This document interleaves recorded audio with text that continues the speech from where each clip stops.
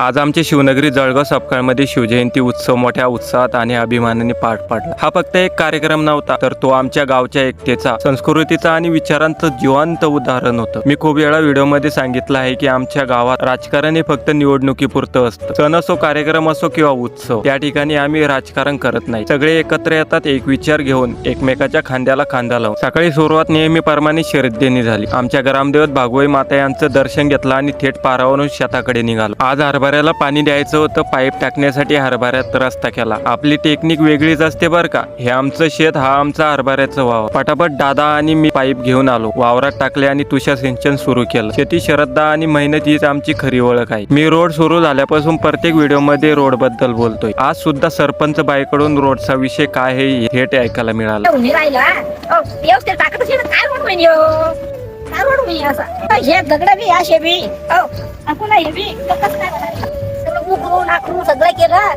दारूबंदीचा विषय निघाल्यावर सरपंच बाई ठामपणे म्हणाल्या, कशी मूर्ती बनायला गमत पाहिजे तू। हा आता सगळ्या का सांगणार मी, दारूची बंदी याची करा पाहिजे।